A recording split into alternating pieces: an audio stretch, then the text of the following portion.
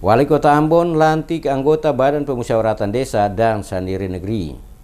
Bertempat di Kompleks Monumen Gong Perdamaian Dunia, Wali Kota Ambon Richard Lohanavesi melantik anggota Badan Permusyawaratan Desa atau BPD Sandiri Negeri serta anggota pengganti antara waktu PAW Sandiri yang ada di Kota Ambon. Wali Kota Ambon Richard Lohanavesi dalam arahan di hadapan para anggota Badan Permusyawaratan Desa Sandiri Negeri yang baru saja dilantik mengatakan tugas dan fungsi BPD dan Sandiri Negeri sebagai badan pengawasan yang mengawasi tugas-tugas pemerintahan negeri dalam hal ini Raja atau Kepala Desa, termasuk melakukan pengawasan dana desa maupun alokasi dana desa yang didapat oleh desa dan negeri di Kota Ambon. Pengelolaan APBD desa dan APBD negeri itu harus ada kesepakatan bersama antara Raja dengan Sandiri sehingga penggunaan dan pemanfaatannya benar-benar dapat dirasakan oleh seluruh masyarakat desa. Karena itu seluruh perangkat desa atau negeri harus benar-benar menempatkan posisi sesuai tugas dan fungsinya masing-masing. Wali Kota berharap dengan dilantiknya anggota Badan Pemusyawaratan Desa dan Sandiri Negeri pergantian antar waktu,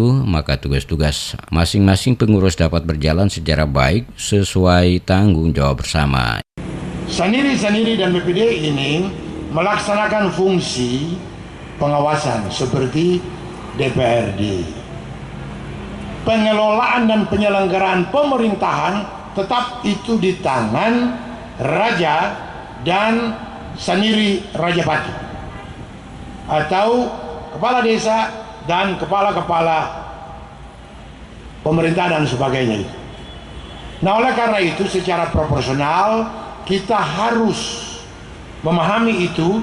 Jangan sampai Raja nanti intervensi dalam hal-hal yang merupakan kewenangan Sandiri atau BPD. Sebaliknya juga jangan sampai Sandiri dan BPD itu intervensi tugas-tugas eksekutif yang menjadi tanggung jawab daripada Raja.